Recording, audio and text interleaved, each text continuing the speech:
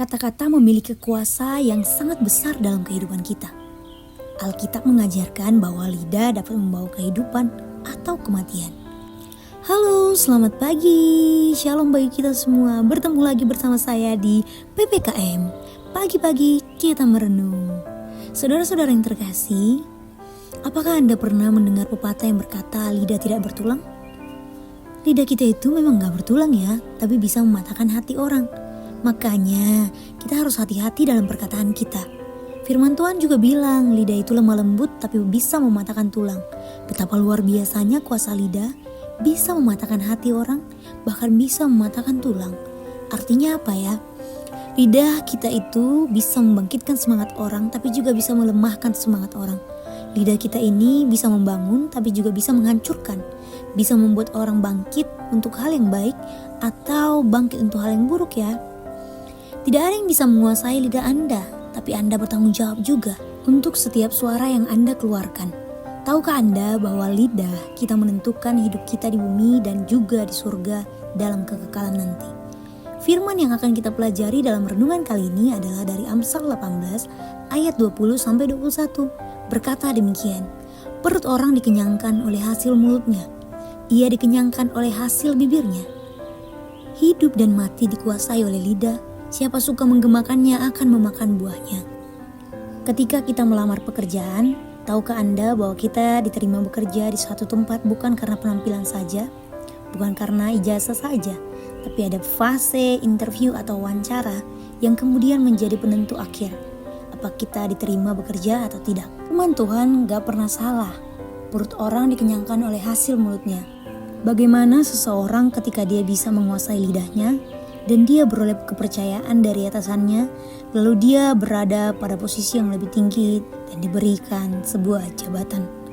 Perut orang dikenyangkan oleh hasil mulutnya, dikenyangkan oleh hasil bibirnya. Firman Tuhan ini benar-benar terbukti. Tapi apa yang keluar dari mulut kita adalah tanggung jawab kita. Bertanggung jawablah atas setiap perkataan yang keluar dari mulutmu. Karena kita sendiri yang akan memakan buahnya. Dikatakan bahwa hidup mati dikuasai lidah.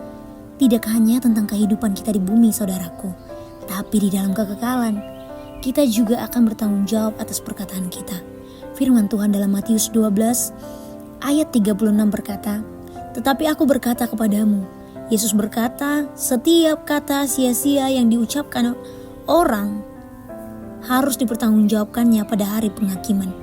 Ingat baik-baik, suatu hari nanti Anda dan saya akan selesai di bumi. Dan kita akan menghadapi hari penghakiman di mana kita akan berada di depan tahta Tuhan. Kita harus mempertanggungjawabkan setiap perkataan sia-sia yang keluar dari mulut kita. Jika benar-benar kita mengerti dan merenungi hal ini, lebih baik kita jangan banyak bicara. Saudara-saudara yang terkasih, Marcus Aurelius pernah berkata, kebahagiaan hidup Anda tergantung juga pada kualitas cara berpikir Anda. Cara berpikir kita itu sangat powerful karena pikiran kita menjadi faktor penentu kemana kita akan pergi dan di mana kita akan sampai. Penciptaan manusia itu dibagi dua, di pikiran dahulu baru tindakan. Jadi apapun tindakan kita selalu diawali dari pikiran kita. Dan apapun yang kita katakan itu bersumber dari apa yang kita pikirkan.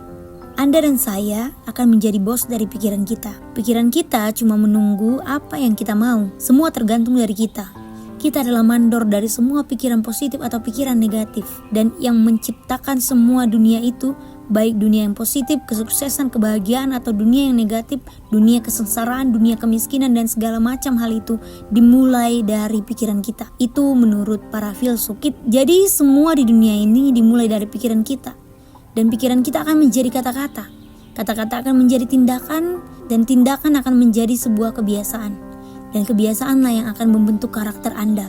Dan karakter Anda yang menuntun hidup Anda ke arah yang positifkah atau ke arah yang negatif. Kata-kata itu bisa menjadi kenyataan.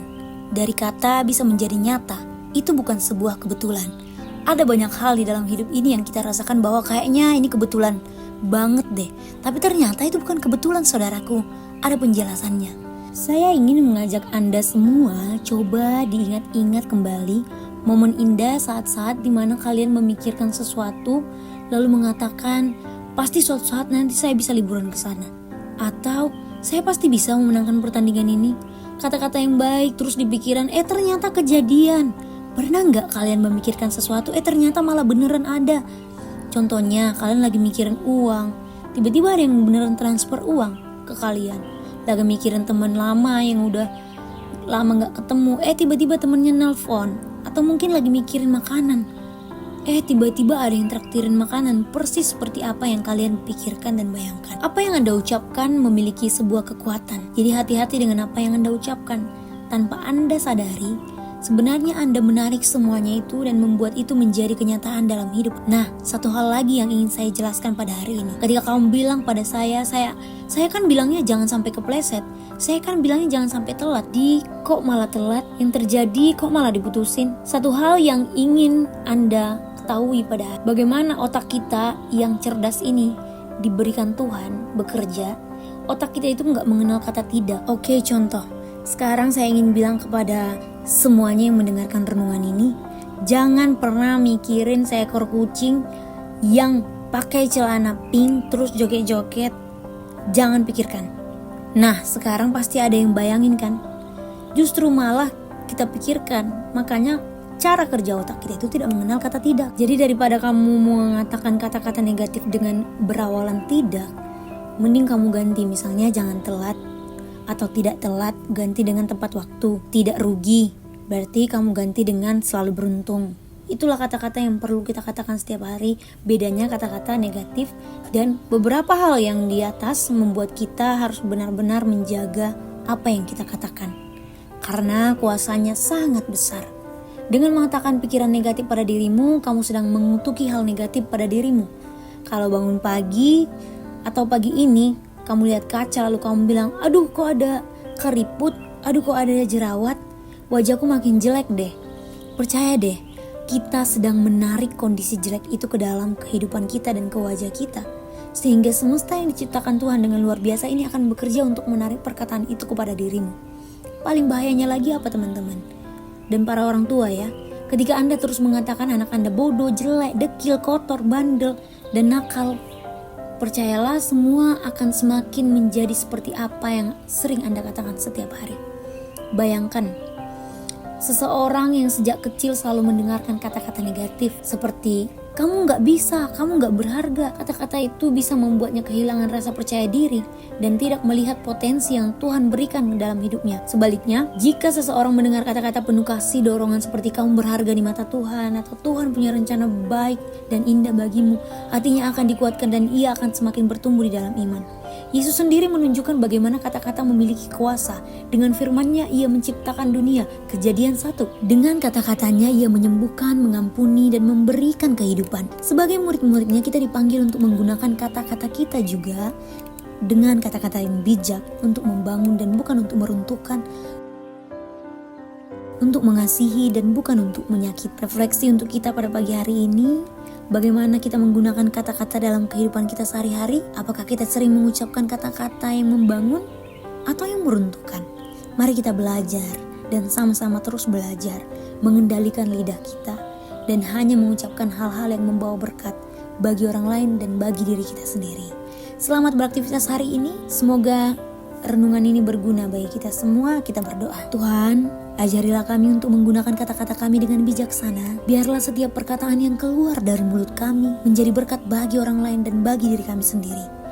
Menguatkan mereka dan memuliakan nama Tuhan. Ubahlah hati kami Tuhan agar kami selalu berbicara dengan kasih dan kebenaran. Dalam nama Yesus kami berdoa. Amin. Terima kasih Bapak Ibu saudara-saudara yang terkasih yang setia menonton sampai akhir. Semoga renungan ini benar-benar menjadi berkat bagi kita semuanya. Selamat beraktivitas, Tuhan Yesus memberkati. Jika kalian suka, tolong like, subscribe, dan komen. Shalom.